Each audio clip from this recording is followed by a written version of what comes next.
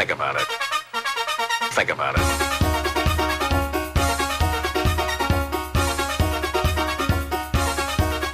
Think about it.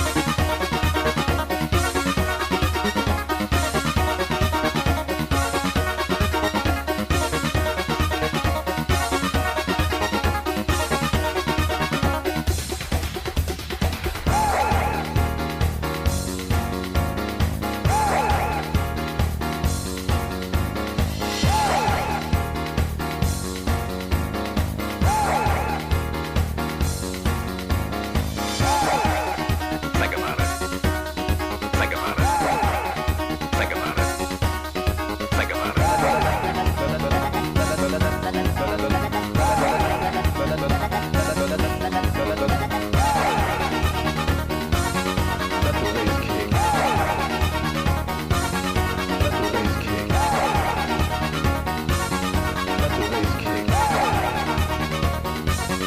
Let the bass kick.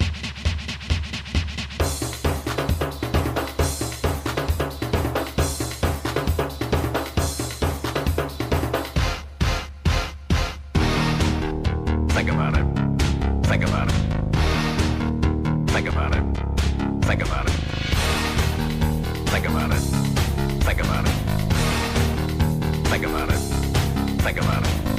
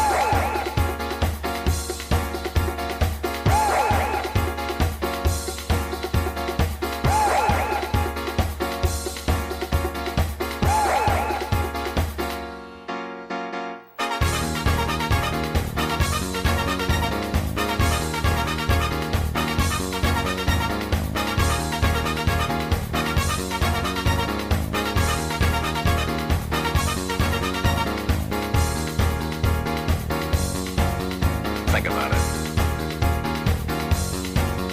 Think about it. Think about it.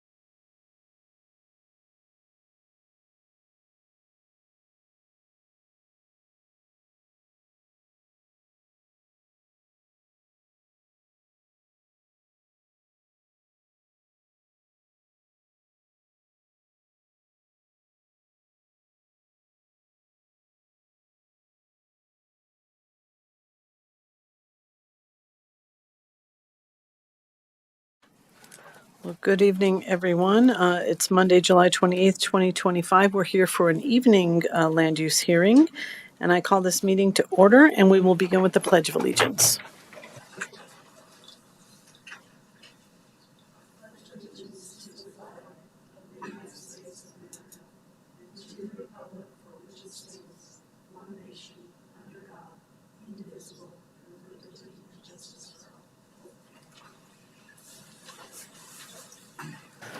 Good evening, everyone, and welcome. I'm Kristen Stevens, Chair of the Board of County Commissioners. With me are my fellow commissioners, Commissioner John Kafalis and Commissioner Jody Shattuck McNally. And behind us from the Clerk and Recorder's Office, we have Deirdre O'Neill, who's taking notes, helping us record the meeting. From our Attorney's Office, we have Frank Haug, and we also have our County Planning Manager, Jenny Axmaker, and I'm going to turn things over to her, and she will be able to share some of the procedures for the hearing tonight and do some staff introductions. Thank you, Jenny. Thank you, Madam Chair. Joining me at the dais, we have Justin Curry, one of our county planners, as well as Samantha Lasher. We also have Ryan Oswendel from our Planning Administration Group. And then across the way, we have Tracy Shambo from our Engineering Department. And then we have Leah Schneider from our Health Department. With that, we respectfully request that all members of the audience silence their electronic devices. Please help yourself to a copy of the agenda and hearing procedures, which are located on the wall right here just to the right of the entrance. And if you're joining us online, you can find those on our website at larimer.gov/BOCC/commissioners-meetings. Please wait to speak until recognized by the chair. Please maintain civility, refraining from audience applause, comments, or disruptions, whether positive and or negative. Please make all comments to the Board of County Commissioners from the podium. A portable microphone is available as needed. Please state your name at the beginning of your comments and provide the spelling of your name if it's unique. Please speak directly into the microphone so remote participants may hear you. The microphone on the podium can be repositioned to best capture your testimony. Questions may be asked during your testimony, but will not be answered until public comment is closed and rebuttal has begun. Upon request, we do have assisted listening devices for the hearing impaired. For those on Zoom, attendees will be muted until they're recognized by the chair. If an online attendee wishes to speak or request a consent item to be removed, please use the raise your hand function on the Zoom control bar or *9 on your phone. Thank you. Thank you, Jenny. So I'll go over our agenda now. Unlike our afternoon hearing, we have two items on the agenda, and they are both full public hearing discussion items. The first one is a Schubert appeal, file number 25 GNRL 0570. And this is an appeal to Article 437B of the Larimer County Land Use Code to allow for a well inside of the Northern Colorado Water Association service area for Lot 1, which is 2.5 acres of the Robidoux Conservation Development, and that lot is currently vacant. And then the next public hearing item and the final public hearing item on the agenda is the Hanson Conservation Development, file number 21, Land 4184. And this is for a conservation development on 35 acres to create one residential lot and one residual lot with a 2-acre building envelope, and includes appeals to Article 531A, Public Right-of-Way, and Article 435A2A on-site wastewater treatment system. So that is what we will be hearing tonight. So we will start with the first appeal, and I will turn it over to staff for, which I believe is Samantha, is that you, Samantha Lasher, will be presenting on this item, and then we'll hear from the applicant. The applicant is online, which is a little bit different, so the applicant will still have the same amount of time, and that'll be 10 minutes to talk about this case. Then we would hear from any public comment on that case. Then if there was negative public comment, the applicant could respond to that and have a 5-minute rebuttal. After that, the commissioners will ask any final questions and move into deliberation and a final decision. So That process will be the same for both these hearing items today. So we'll begin with Samantha, and then we'll hear from the applicant. Madam Chair and Commissioners, if you'll humor me, I would just like to set the stage a little bit. We have had some recent code updates that impact this section of code that we're discussing tonight. And so I just want to make sure that we're all on the same page before Sam jumps in with her presentation.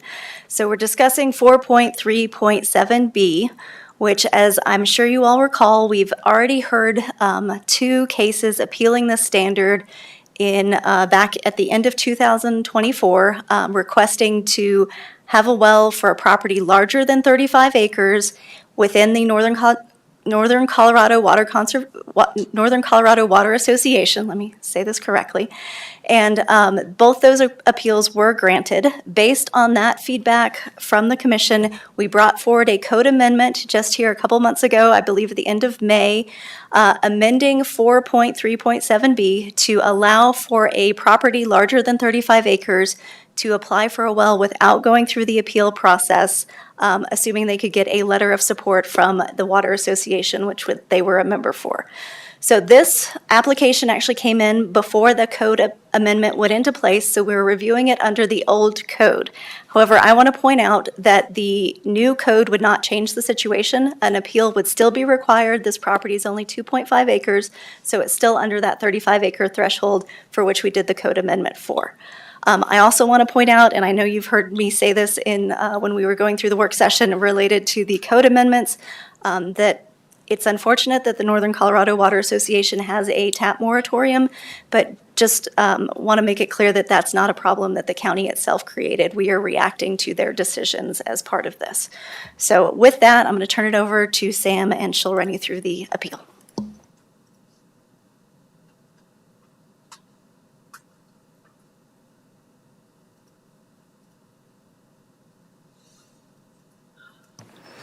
All right, thank you, Commissioners, and thank you, Jenny. Once again, my name is Sam Lasher, and I will be presenting the Schubert Appeal, file number 25, GNRL 0570.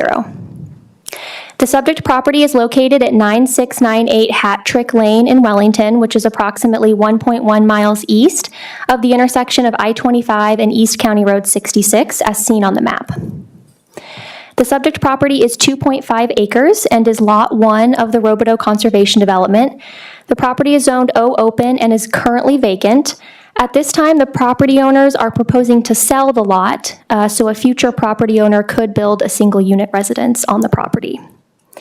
The request before you all tonight is an appeal to sections 437B2, 3, and 4, as noted on the screen, of the Land Use Code to allow for a well as the primary source of domestic water for this lot specifically inside of the Northern Colorado Water Association service area. And that is because Northern Colorado Water has enacted a tap moratorium. And as Jenny just mentioned, since this application came in before the code updates, Section 437, as shown on the screen and in my staff report, is the standard from the previous code. A little bit of background about the Robidoux Conservation Development. It was approved in 2017, and it consists of 4 lots totaling 38.8 acres. There's Lot 1, which is the subject property, Lot 2, residual Lot A with a designated building envelope for a single-unit residence, and then residual Lot B, which is reserved for agricultural buildings. According to the applicant, there is an existing single-unit residence on Lot 2 as well as residual Lot A, and both of those residences are currently served by water taps from Northern Colorado Water. I also wanted to provide a little bit of background and a timeline for context. So as I mentioned, this development was approved in 2017 and then recorded in 2018. The Schuberts, who are the current property owners of Lot 1, purchased their property from the Robidouxs in August of 2018, and at that time they did not purchase a water tap, although I believe they did reach out to Northern Colorado to confirm that they could purchase one when ready. However, on July 1st of 2020, Northern Colorado Water Association enacted their tap moratorium. The Schuberts learned of this tap moratorium in 2021 when they went to sell the property. My understanding is they did reach out to the county at the time to learn of their options, but I don't know the specific details of those conversations. And our latest communication with the property owners occurred starting late last year, where they reached out to the county to understand their options to obtain water for the lot. And ultimately, they submitted this appeal application in May of this year.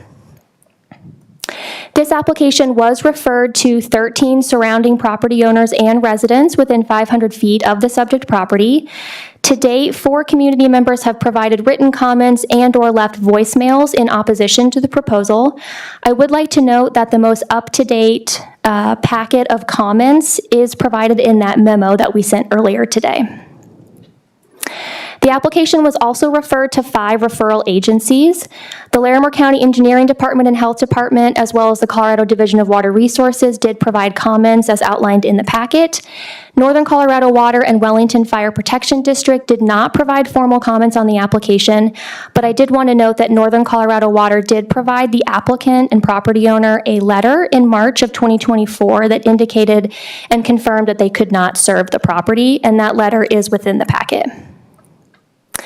So when considering whether to approve an appeal to deviate from any standards of the code, the county commissioners must consider the following 5 review criteria, which is part of section 672B5 of the Land Use Code, and I will briefly touch on each criterion. So with regards to criterion A, staff finds that this criterion has not been met. This is because the purpose of Article 4 of the Land Use Code is to implement Larimer County comprehensive goals, one of which includes ensuring that developments have proper public services, facilities, and utilities. More specifically, requiring developments connect to existing public water supply rather than drilling wells, as public water supply is generally considered more reliable than wells.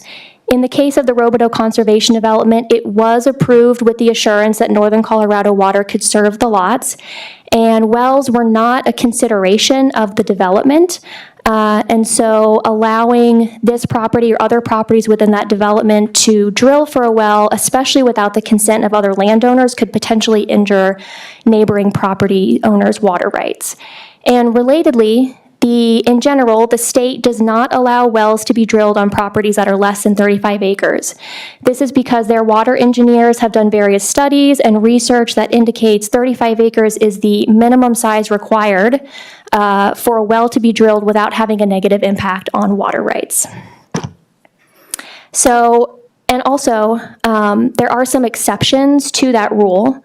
As I noted in my staff report, if a development is considered a cluster development, as defined by the state, they're eligible for an exempt well permit. However, the only types of developments that are considered cluster developments are rural land use processes. The Robidoux Conservation Development does not qualify as a cluster development and therefore could not obtain an exempt well permit. So in general, the county does not believe that it is good planning to allow these exempt wells on these smaller acreage lots as a sustainable method of water supply. And again, because this conservation development was approved with Northern Colorado Water providing water. Additionally, staff finds that criterion B also has not been met. As I mentioned before, there have been comments received in opposition by community members. And additionally, the property owner has not provided sufficient evidence that if a well were to be drilled, that it would provide sufficient water quantity or have sufficient water quality. Staff has found that criterion C has been met, as approval of this appeal is the minimum action necessary for the property owner to obtain a well permit because Northern Colorado cannot serve the property. Staff has also found that criterion D has been met, as if this appeal is approved, it's not anticipated that there would be increased costs to the general public or improvements needed to public facilities. And then lastly, staff finds that criterion E has not been met, in addition to some of the reasons that I outlined for criterion A. Ultimately, the fundamental issue is that the Robidoux Conservation Development was approved with the assurance that Northern Colorado Water could serve the properties, which was in alignment with the Land Use Code and the Comprehensive Plan. And unfortunately, they're unable to provide water at this time. We do want to recognize that the property owner is in a very difficult situation, but ultimately it would not be the responsible choice for the county to grant this appeal, as it could lead to unsustainable development patterns, long-term consequences, and potentially set a precedent for other property owners in a similar situation. So based on that reasoning, the appeal is not supported by the Development Services team, and the team recommends denial of this application. We do have a suggested motion on screen for the county commissioners to consider, and I'm happy to answer any questions. Thank you. Thank you, Samantha. Any questions for Samantha at this time? Commissioner Wallace?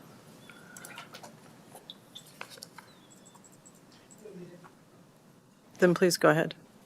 Yeah, thank you. Thank you, Samantha. I know you just explained it, but, and I appreciate your enunciation and everything.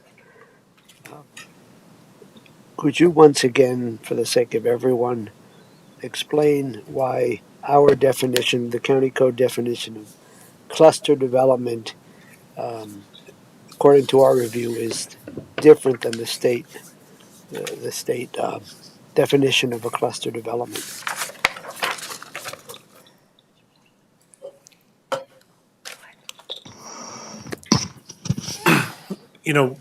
So as Sam was sort of explaining, I mean, when you have a cluster development, the cluster development is a statutory definition that you can get in the state statutes. And the idea is that you can have a 35-acre parcel, and within that 35-acre parcel, you can have smaller lots sort of in that cluster development. But then you have to retain the remainder of that 35 acres for the purposes of open land. And the whole idea, as I can gather it, is that you can't get a well, or you're not supposed to get a well under 35 acres. Otherwise, you have to go through a water augmentation plan. If you have over 35 acres, you don't have to get an augmentation plan. You can just drill a well. If you have a lot that's under 35 acres, you have to either get what's called an exempt well, which is a well that is exempt from having to get a water augmentation, or buy water rights. So the idea is, on a 35-acre parcel, you could have what's called a cluster development. You could have one well for that whole 35 acres, and then that well could serve a couple of houses, but the way the statute is written is you can only get up to 1 acre-foot for all of the houses within that 35-acre parcel. This subdivision was not done as a cluster development. It was done through a separate process a long time ago, through just sort of a subdivision process in the county a long time ago. It wasn't done as a cluster development. And so the effect of having a well here under the state's regulations is that then all of the other lots theoretically in a 35-acre area shouldn't be able to get a well. It's sort of convoluted, but the basic idea is that if you're under 35 acres, you're not supposed to get a well. And this lot was not part of a cluster development originally.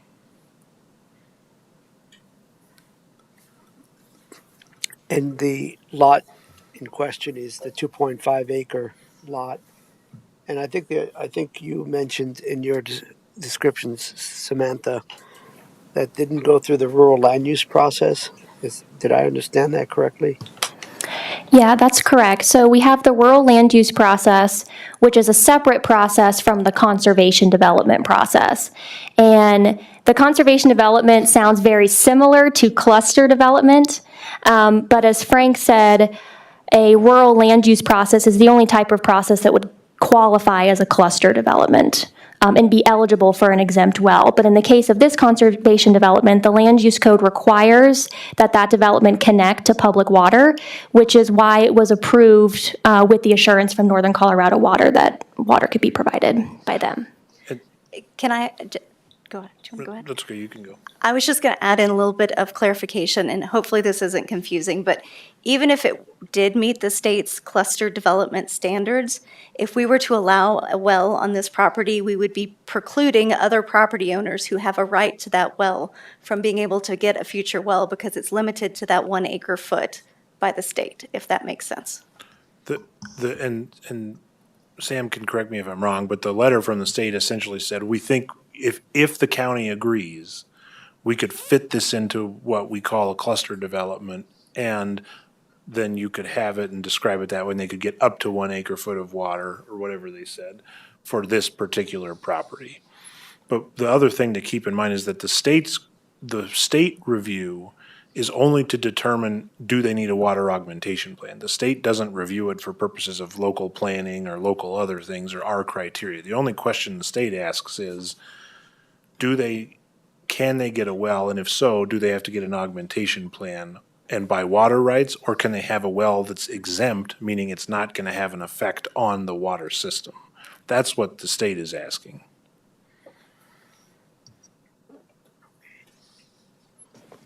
Any other questions before we let the applicant speak?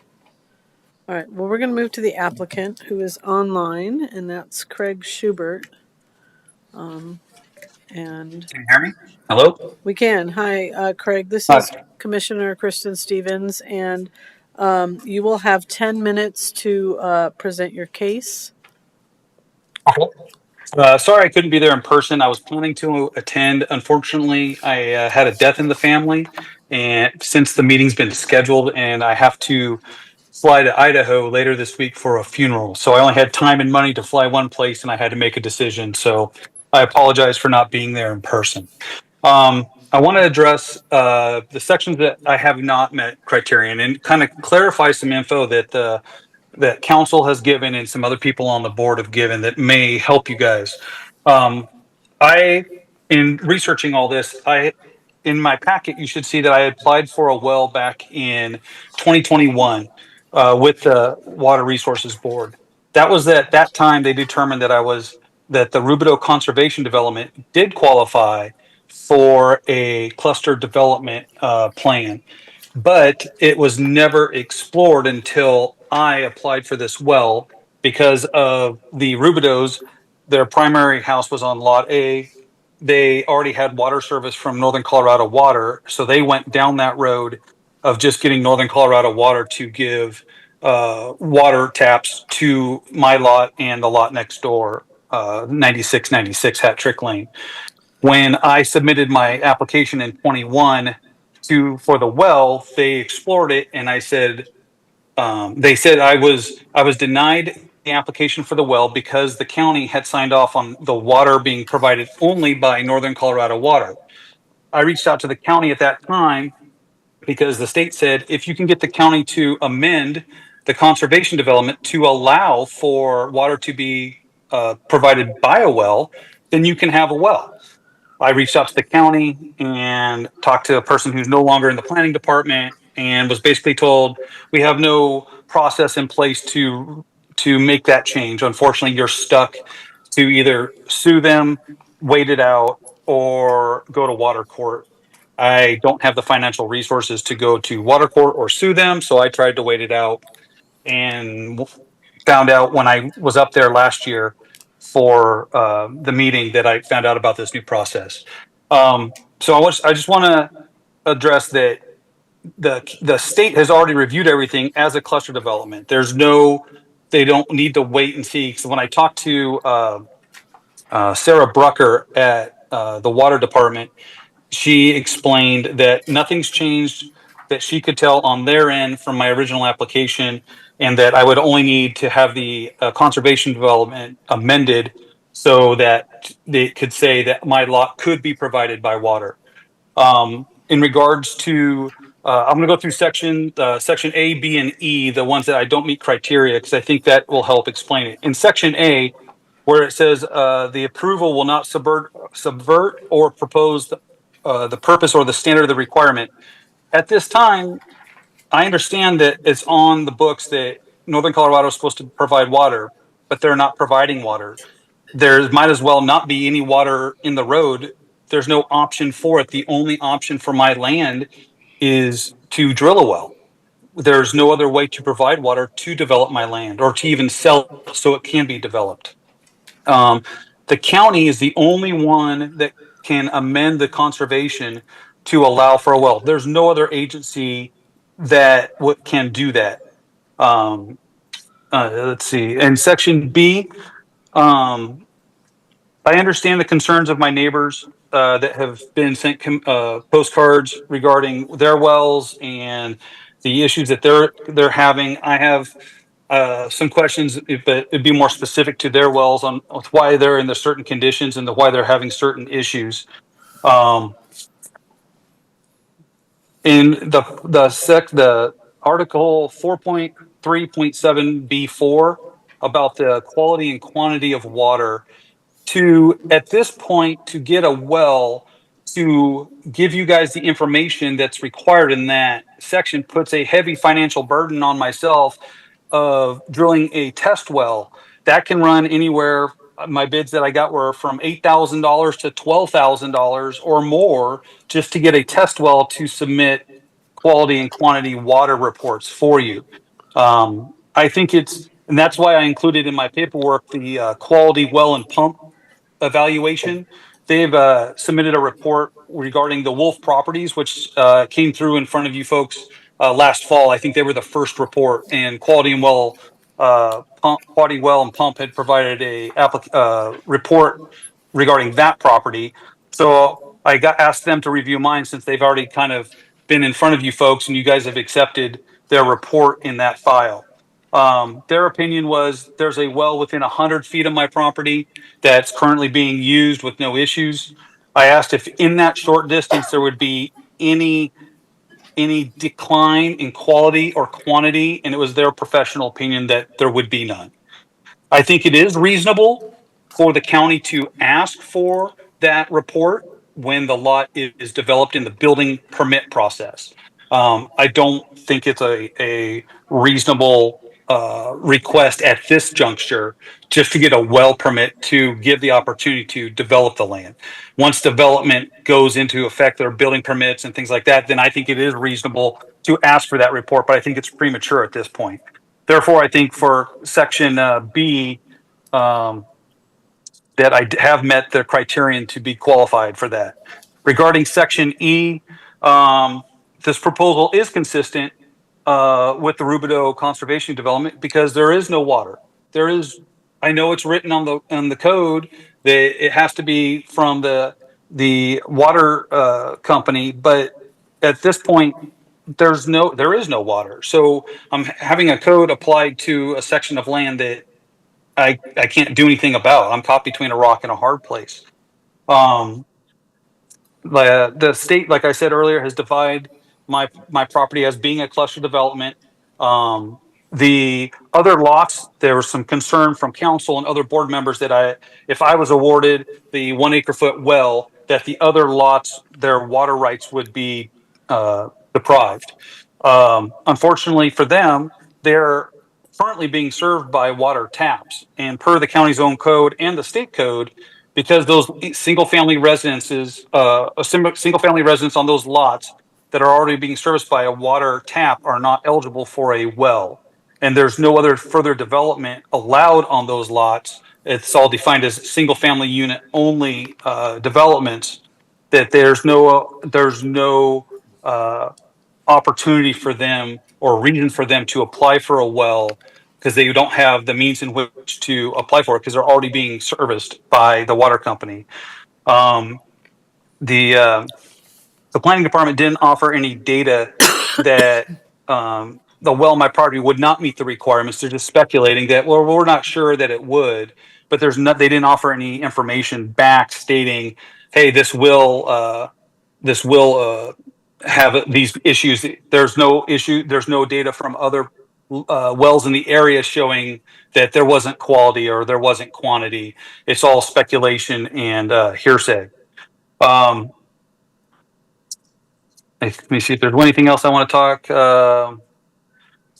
I understand that the planning department understands the fundamental issue of water not being provided by Colorado Water Association, even though it was committed to, but no one has come up with alternatives or options. They always say, we understand how, it's difficult. Well, work with me and try to find a solution. If the solution I provided, which I think is a very fair solution to resolve this issue, if there's not, let's help me find another one.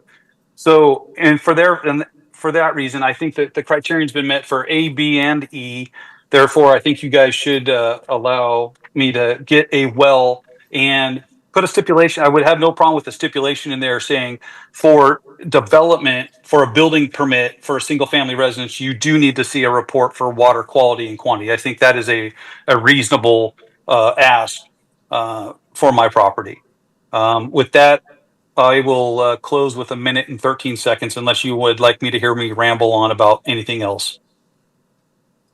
I mean, you're welcome to use your full time, but if you No, I think are done, I've that's covered fine all my too. main points with you. I think that the concerns with the cluster development, I think those have been resolved by the state. The state says that the state said that the cluster development was never explored because the Rubidos went straight to uh, the water company, and the any conflict report was sent to them. The water board said there's no conflict, but it wasn't explored as a cluster development until I applied for my well permit in 21. So there, and nothing's changed regarding my property or the development since that time.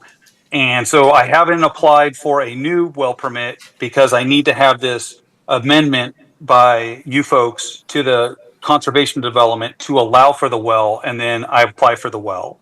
So um, I hope I've given you the answers to make this process go forward. Thank you. Thank you, Mr. Schubert. So I will bring it back to the commissioners. Any questions, commissioners, of the applicant? Commissioner Cavallis, no. All right. We will move to public comment. Is there anyone in the audience who wanted to give public comment on this situation, this appeal? Okay, seeing no one, no hands raised. Ryan, was there anyone online? There are no members of the public No one online. else online. All right, then there's no rebuttal needed, and we will move it to the commissioners. Commissioners, any questions for staff or the applicant? Commissioner Shattuck McNally. Frank, I know you already explained this, but I think I need to hear it again.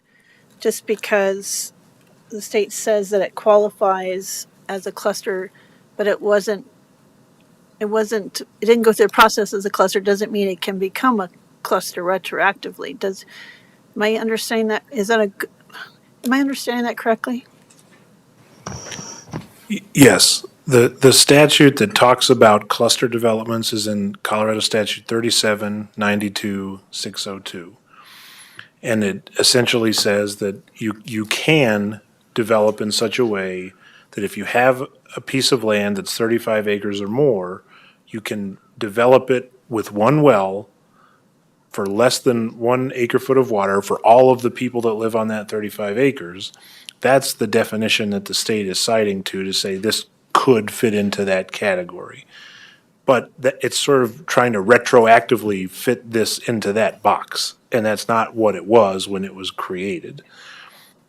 Could you sort of grant the appeal? I mean, I guess you could, but it wasn't a cluster development. That's not how it was subdivided. It was subdivided as a rural land use plan. And that happened a long time ago. And so that's where those definitions are coming from.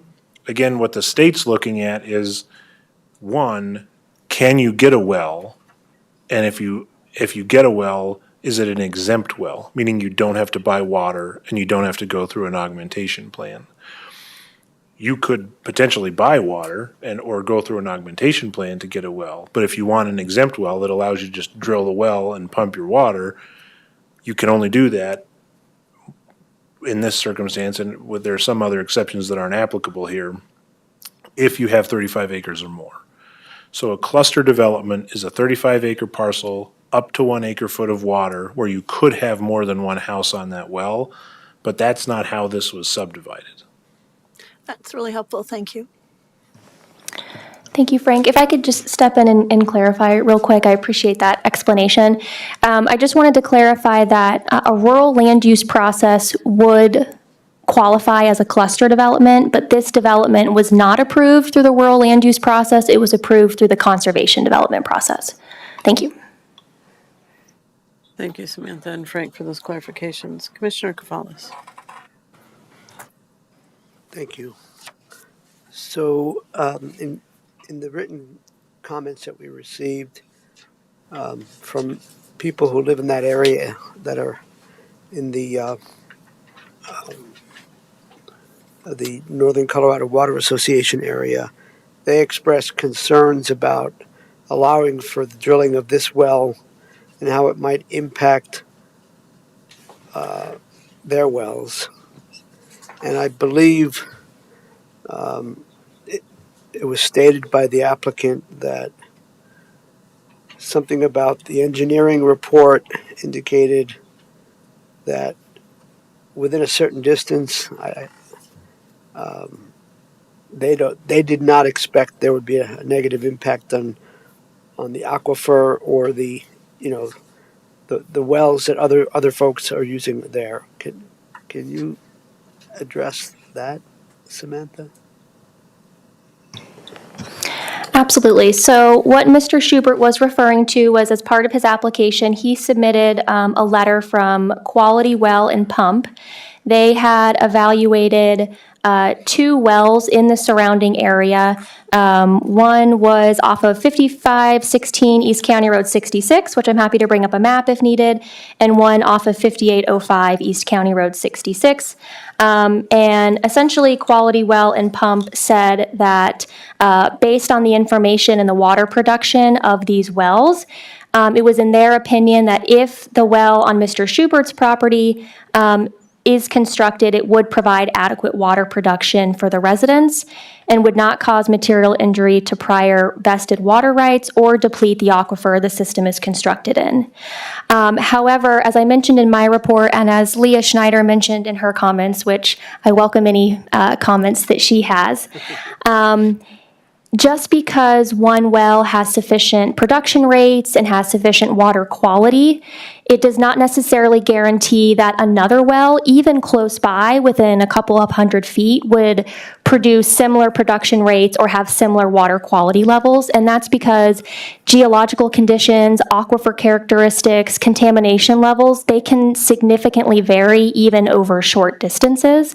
So because of that, staff does not consider the evidence of surrounding wells to be sufficient evidence that a well drilled on Mr. Schubert's property could also produce and yield similar results, which is why, as he mentioned, really sufficient evidence comes in the form of a test well drilled on the property. I hope that answers your question. Yes, ma'am. Commissioner, did you need any additional information from Leah Schneider? Leah, is there anything you could add to Samantha's comments? Well, no, I support her on that comment. I will say a test bore can be completed under a monitoring well permit through the Division of Water Resources, and then that bore that they did could become an actual well, whereas there's other types of test bores that if you permit it in another way, it cannot be converted to a domestic well. So there, even though it is, as the applicant stated, it's over $8,000, it has the potential to turn into a productive domestic well. Thank you. Any further questions, commissioners? No? Okay. I don't believe I have any questions either, so we can move into deliberation. Commissioner Cavalis, you want to get us started? Yes. So,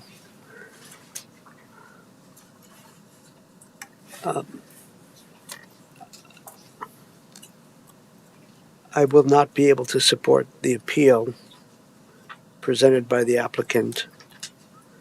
I realize that this is a very unique situation. We've tried to address it in future situations regarding these circumstances, and Mr. Schubert is, I mean, it's just a really unfortunate and very difficult situation. But once again, based on the review analysis of staff, the recommendations of staff to deny the appeal of those because 3 out of 5 of the review criteria in the estimation of staff and based on the information at hand have not been met. I don't think we have much of a choice but to deny this appeal. Thank you. Thank you, Commissioner Cavalis. Commissioner Shattuck McNally?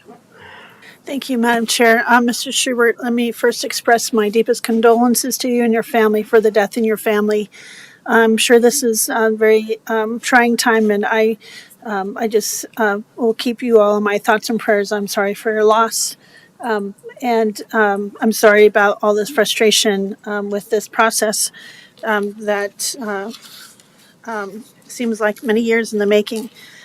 However, we have some conditions that are outside of our control with the water district placing moratoriums, and we only can deal with the criteria that we have and the land use process that was followed and the one that we have in front of us. And I thought I was listening to your presentation and thought about the things that you said, and I just don't think I can support your appeal.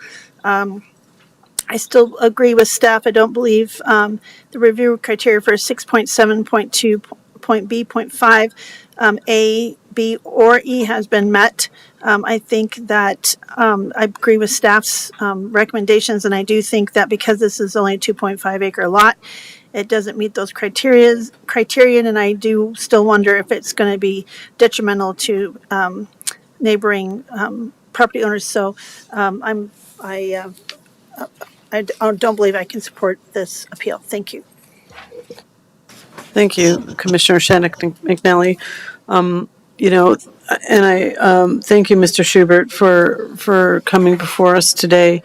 I won't be supporting the appeal as well. I understand that that you're desiring us to consider this a cluster development, but it was not conceived as a cluster development at the time, and so it doesn't meet criterion A because it would be a subversion of the code as it was originally intended, because your property wasn't developed in the cluster way. Furthermore, state law generally doesn't allow wells that are on lots that are under 35 acres. And so, there should really, the standard is that there should be one well per 35 acres. Granting you a well could preclude other people from securing wells, people that have a right to those wells, and that is problematic as well. Furthermore, it doesn't meet criterion B. It could be detrimental to property values in the neighborhood, because there again, if we grant a well on a property under 35 acres, that means somebody who does meet the criteria of 35 acres may not be able to get their water. So that criteria has not been met for B. And then for E, it is definitely not consistent with the purpose of the code, as was stated. We based the decision initially on the condition that the Northern Colorado would serve the development, and it is unfortunate that they aren't able to do that and have a moratorium now. But that is how this subdivision was created, with that being the water provider.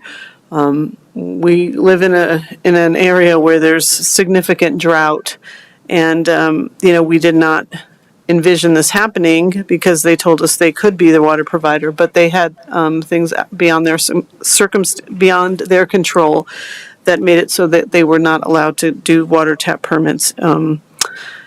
And so we find ourselves in a very difficult situation here, but we cannot subvert the code to meet your needs, and allow a well to be drilled on this small property. And so I won't be supporting the appeal, and I will ask Commissioner Kafalis to make the motion here.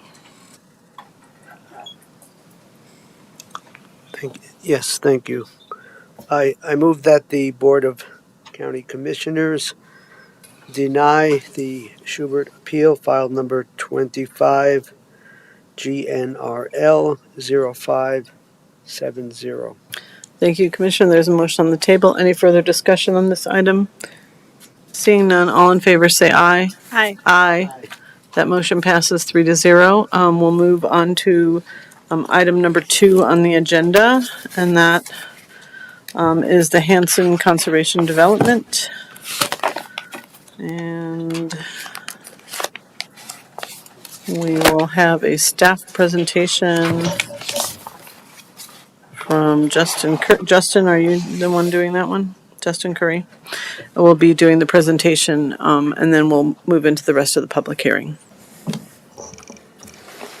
Thank you, Commissioner Stevens. So my name is Justin Curry, and I'll be presenting on the Hanson Conservation Development, the preliminary plat.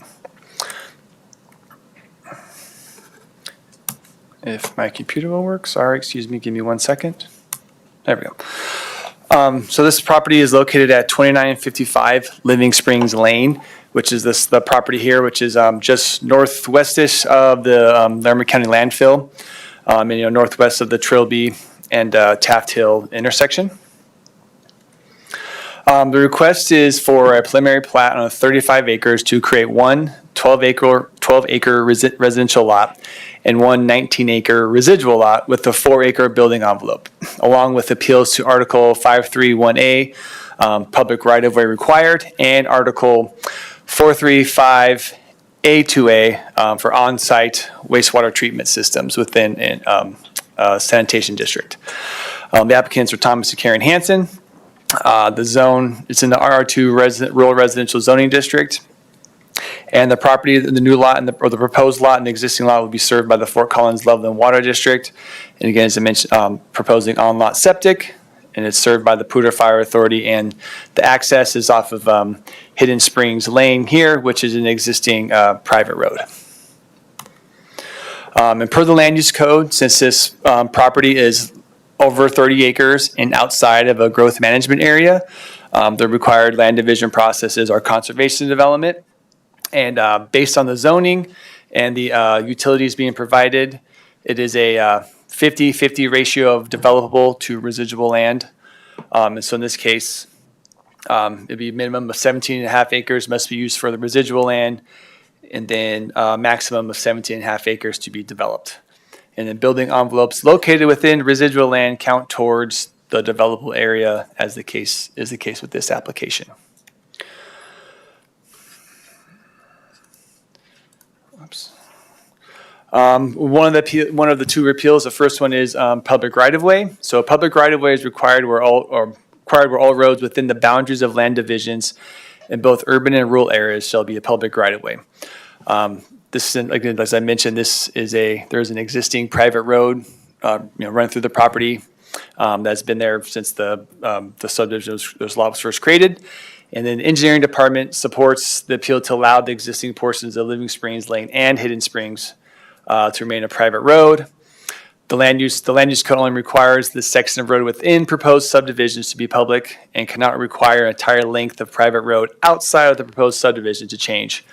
And then staff wants to avoid having a roadway become a combination of public-private ownership that would create confusion on the ownership and the maintenance responsibilities. The next appeal is requires that properties with on-site septic be located outside of urban zoning districts, growth management areas, and any sanitation service area. The property meets first of those two of those requirements, but is within the South Fort Collins Sanitation District. However, per the sanitation district, the property is not within their current service boundary, and then the district has no issue with the new lot applying for a septic permit with the health department. Neighbor notifications. So notifications were sent to property owners, which is a total of 8 within 500 of the project site, and there were no comments received from neighbors. Review criteria. So it's for standards for the preliminary plat are listed here. These items are outlined in more detail in my staff report. So if a member of the public or a commissioner would like to go over those in more detail, I'd be happy to do that. And then summary with the appeal review for both the appeals. These are again the standards for those appeals, and again they're outlined in more detail in my staff report. I'd be happy to go over those if anyone has questions. So the recommendation: development service teams finds that the proposed request meets the criteria, the review criteria, and recommends that the Board of County Commissioners approve the Hanson Conservation Development File 21 Land 4184, and the 2 appeals subject to the conditions below, which one of the main one that if the new proposal, if the new 12-acre lot were to subdivide further in the future, we would require that they actually do connect to the public sewer system.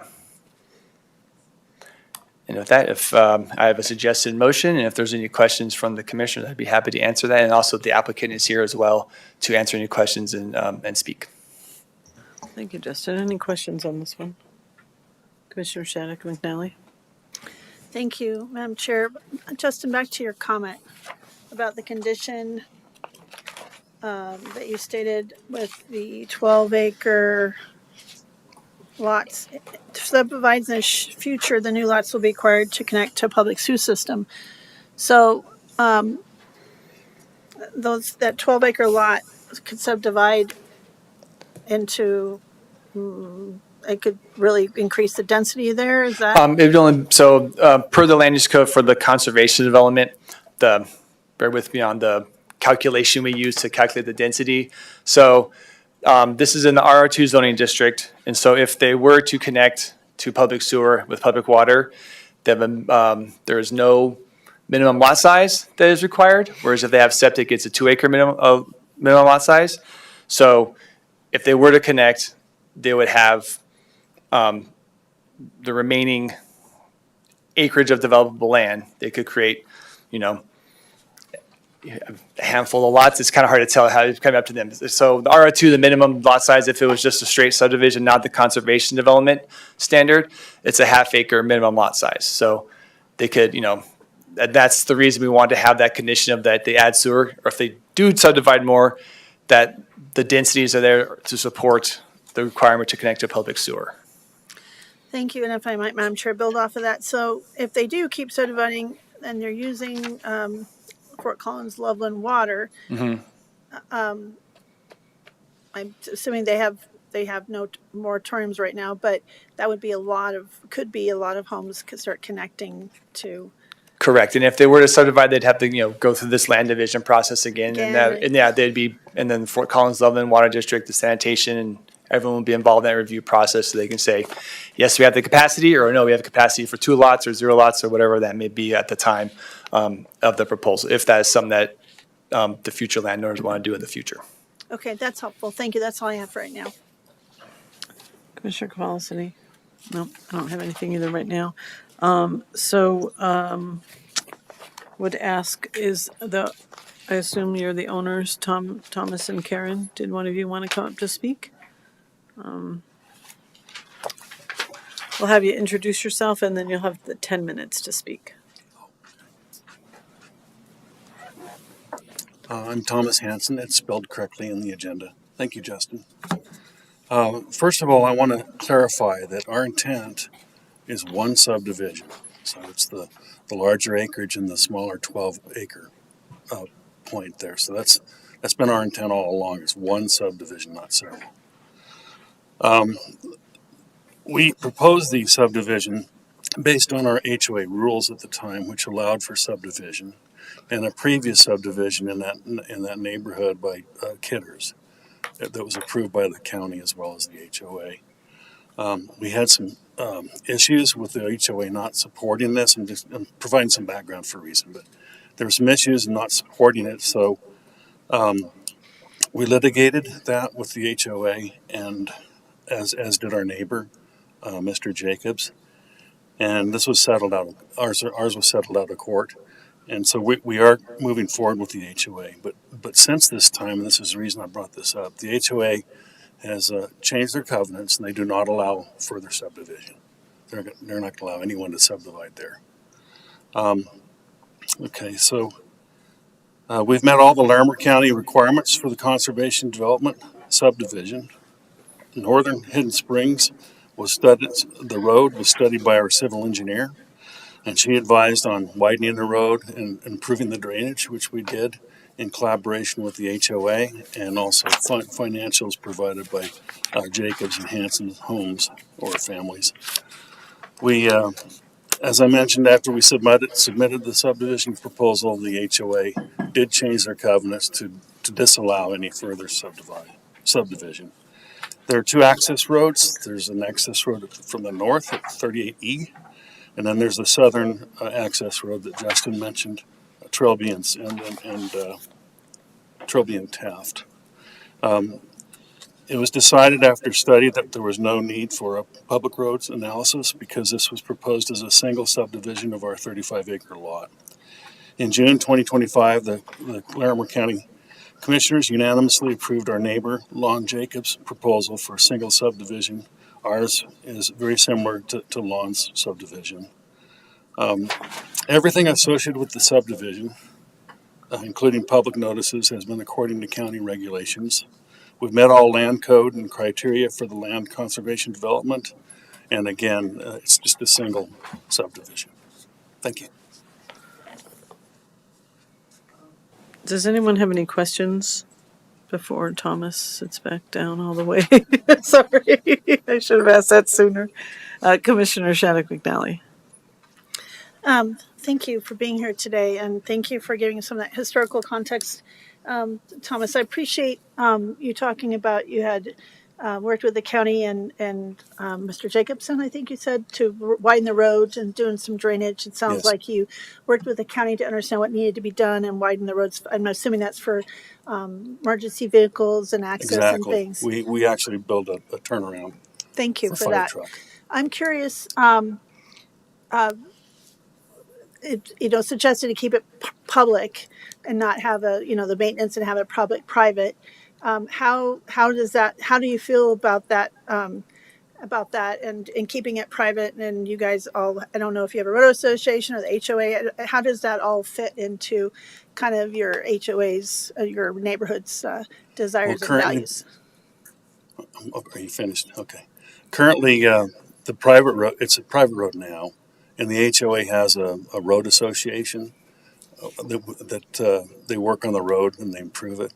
So they use money that they already had settled in because of our dues, and we added money to that to improve the northern road as Great. requested by the civil engineer. Great, I appreciate that. That's all I had. Thank you. Okay, thank you.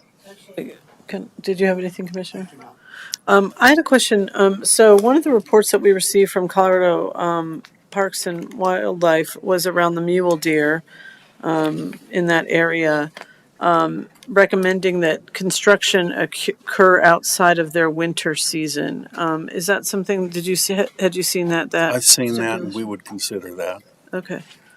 I think that we don't often hear that much from Colorado Parks and Wildlife, Yeah. but our ears perk up when we hear that, and it seems like we might put, I don't know if there's appetite for putting that as a condition, but it certainly seems like they did mention that there was some concern about that. So, Yeah, we recognize the concern and respect that. okay, thank you. I don't think I have any other questions then. So we'll let you sit back down and we'll see. I don't think there's public comment, but we'll double check on that. All right, thank you. Okay, thank you. So, Madam Chair? Yes, I'm please go glad ahead. you highlighted that because I did have a note on that as well. And if the applicant sounds like he's open, I would support a condition of approval for that to honor our referral agency's concerns. Thank you. Thanks. So we will move into public comment. There's no one in the room, I believe. Is there anyone in the room who wanted to give public comment? Seeing no hands raised, is there anyone online? There's no members of the public online. There is no one online, no need for rebuttal. We'll bring it back to the commissioners to see if there's any further questions, and then we can move into deliberation. Any further questions, Commissioner? No, I do not have any either. Commissioner Shattuck McNally, I'll let you get started. Thank you, Madam Chair. I want to thank the Hansons for being here today, and I want to... Can you turn your mic on, Commissioner? Thank you, Justine. Sorry, it's getting late. Long day. I want to thank the Hansons for being here today, and thank you for collaborating with your neighbors and your association and the county to talk about improving the roads and getting a roundabout for public safety. I think that's really important, shows your commitment to being a good neighbor and helping improve conditions for all, and I think that's commendable.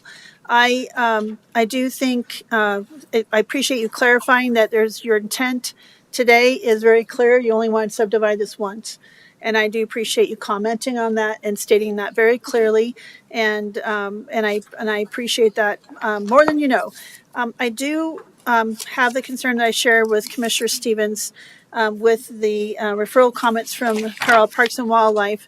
And I'm glad she reminded me of that, because I was looking at, that was one of the last things I was reading over the weekend. And I do think that is a condition of approval I'd like to add, that we asked the applicant to, as a condition of approval, to follow the Colorado Parks and Wildlife recommendations to not, to avoid the winter season for construction. So with that, I think I appreciate staff's comments and Justin's presentation and working with the applicant on this, and I will be supporting this with that condition of approval. Thank you. Thank you, Commissioner Shaddock McNally. Commissioner Kapalus. Thank you, Madam Chair. Thank you, colleagues. Appreciate you all being here, of course, to make the case for your conservation development proposal, which I can support. I'm glad that my colleagues flagged the Parks and Wildlife matter regarding mule deer, and that your openness or willingness to keep that in mind when construction occurs on this property. So I too am in support of this this request, this application, certainly adding the additional condition of approval. Thank you. Thank you. I also am in support of this request. Appreciate you coming here today to talk to us about it. You're right; it was very similar to a hearing we just heard, but yeah, it is in line with our development standards, and so happy to approve this with the condition that was stated. So, and it looks like our wonderful staff is already had that already been added, or no? Wow, good job. So that is now added to the conditions. Commissioner Shaddock McNally. I had said maybe just in following all the conditions, because it talked about mitigating the noxious weeds, and that had recommended that they contact our wonderful and accommodating, helpful weed district in KC Sonera. So I would like to make sure that's addressed as well. So it's on page 84. Yeah, and creating a noxious weed management plan.